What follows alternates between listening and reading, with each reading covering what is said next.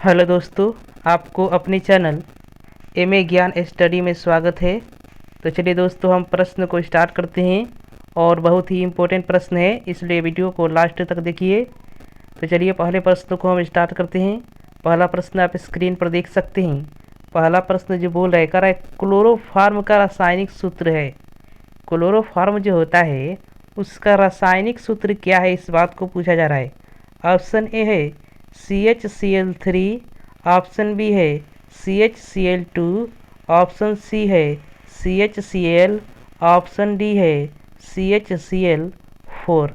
तो इसका right answer हम आपको बता देना चाहेंगे, ऑप्शन नंबर ए CHCl3 जो होता है क्लोरोफॉर्म का सूत्र होता है। और इस क्लोरोफॉर्म को हम निश्चेतक के रूप में उपयोग किया जाता है, यानी बेहोशी की दवा के रूप में क्लोरोफॉर्म का उपयोग किया जाता है। चलिए दोस्तों, अगले प्रश्न की तरफ चलते हैं। अगला प्रश्न आप स्क्रीन पर देख सकते हैं। बोल रहा है कि हाइड्रोजन के दो परमाणुओं के बीच किस प्रकार का बंध है। हाइड्रोजन जो होता है उसके दो परमाणु होते हैं। तो मान लीजिए हाइड्रोजन का सूत्र H2 होता है, तो इसमें H के बीच कौन सा बंध बनता है। ऑप्शन दिया है एकल बंध, द्विबंध, त्रिबंध, चतुर्बंध। तो इसका राइट आंसर हो जाएगा ऑप्शन नंबर ए, एकल बंध होता है, यानी सिंगल बंध होता है। H और H एक दूसरे से सिंगल बॉन्ड के द्वारा क्या होते हैं, जुड़े रहते हैं। इस बात को यहाँ पूछा गया था। चलिए दोस्तों, अगले प्रश्न की तरफ चलते हैं। अब अगला प्रश्न बोल रहा है, एक और है कि निम्नलिखित में कौन ऊष्मा और विद्युत का सुचालक है। इस बात को आपको पूछ रहा है कि निम्नलिखित में जो दिया है इसमें ऊष्मा और विद्युत का सुचालक कौन है। ऑप्शन ए दिया है हीरा, ऑप्शन बी दिया है ग्रेफाइट, ऑप्शन सी दिया है चारकोल, ऑप्शन डी दिया है मीथेन। इसका राइट आंसर हो जाएगा ऑप्शन नंबर बी, ग्रेफाइट जो होता है ऊष्मा और विद्युत का क्या होता है, सुचालक होता है। इस बात को आप समझ सकते हैं। चलिए दोस्तों, अगले प्रश्न की तरफ चलते हैं। अगला प्रश्न अब बोल रहा है, कह रहे हैं अभिक्रिया समूह C वाले यौगिक कहलाते हैं। मतलब जिन यौगिकों के बीच C और C के बीच डबल बॉन्ड होता है वैसे यौगिक को क्या कहते हैं, इस बात को पूछ रहा है। ऑप्शन ए है एल्केन, ऑप्शन बी है एल्कीन, ऑप्शन सी है एल्काइन, ऑप्शन डी है एल्काइल। अब इसका राइट आंसर हो जाएगा ऑप्शन नंबर बी, एल्कीन कहते हैं। यानी जिन कार्बन के बीच अगर डबल बॉन्ड मिल जाए आपको तो ये यौगिक होगा, क्या होगा, एल्कीन ग्रुप का यौगिक होगा। अब एल्कीन का सामान्य सूत्र क्या होता है, CnH2n जो होता है एल्कीन का सामान्य सूत्र होता है।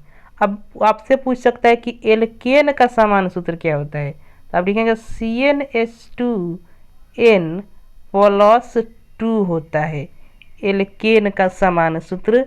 इसको भी क्या करेंगे, आप अपने नोटबुक में नोट कर लेंगे। चलिए दोस्तों, अगले प्रश्न की तरफ चलते हैं।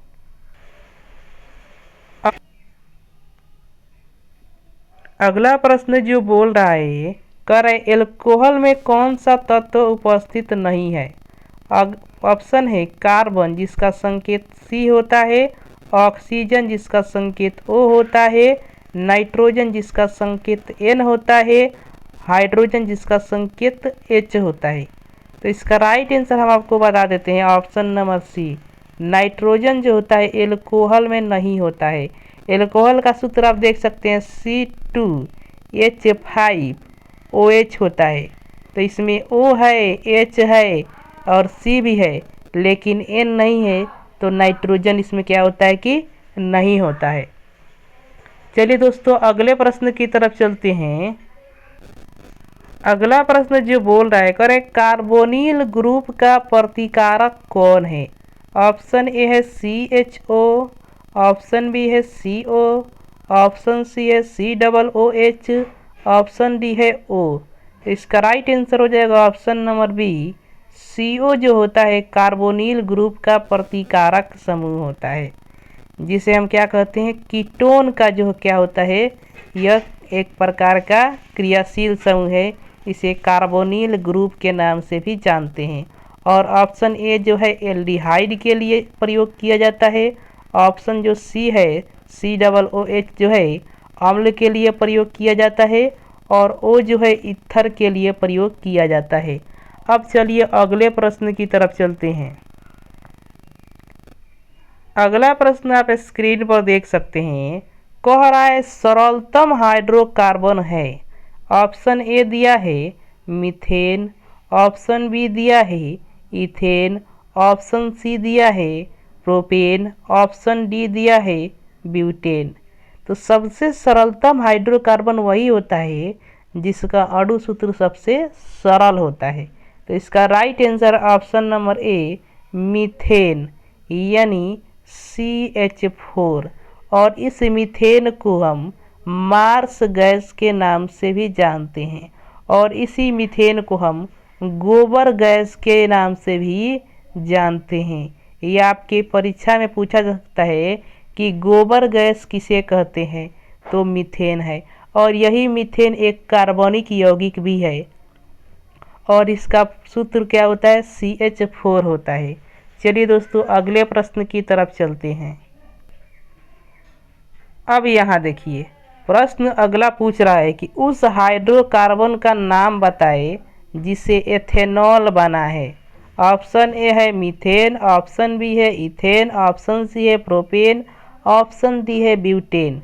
तो इसका राइट आंसर तो हम बता देते हैं आपको, इथेन यानी इसी से बना है एथेनॉल। अब एथेनॉल का सूत्र हम आपको बता देते हैं, C2H5OH जो होता है एथेनॉल का सूत्र होता है। और यहाँ इथेन का सूत्र क्या होता है, C2H6 होता है। अब इसी से क्या हुआ कि बना है क्या, इथेनॉल बना है, जिसका सूत्र आप देख सकते हैं। एक हाइड्रोजन का क्या हुआ है, प्रतिस्थापन हुआ है। और इसमें क्या जुड़ा है, OH क्रियाशील मूलक आकर के जुड़ गया है, एल्कोहल का क्रियाशील मूलक, जिससे एथेनॉल का निर्माण हो गया है। चलिए दोस्तों अगले प्रश्न की तरफ चलते हैं। अगला प्रश्न आप स्क्रीन पर देख सकते हैं। कह रहा है पेंसिल बनाने में कार्बन के किस अपरूप का उपयोग किया जाता है। ऑप्शन ए है चारकोल, ऑप्शन बी है कोक, ऑप्शन सी है ग्रेफाइट, ऑप्शन डी है हीरा। इसका राइट आंसर हो जाएगा ऑप्शन नंबर सी, ग्रेफाइट का उपयोग किया जाता है पेंसिल बनाने के लिए। और ग्रेफाइट जो है कार्बन का एक अपरूप है। आपसे पूछ दे कि ग्रेफाइट क्या है, तब बताएंगे कार्बन का एक अपरूप है ग्रेफाइट। तो चलिए दोस्तों यही हम प्रश्न को समाप्त करते हैं और अगले प्रश्न के साथ आपको अगले वीडियो मिलते हैं। तब तक के लिए धन्यवाद। अगर प्रश्न अच्छा लगा है तो वीडियो को लाइक कर दीजिए और चैनल को सब्सक्राइब कर दीजिए। तो चलिए दोस्तों धन्यवाद।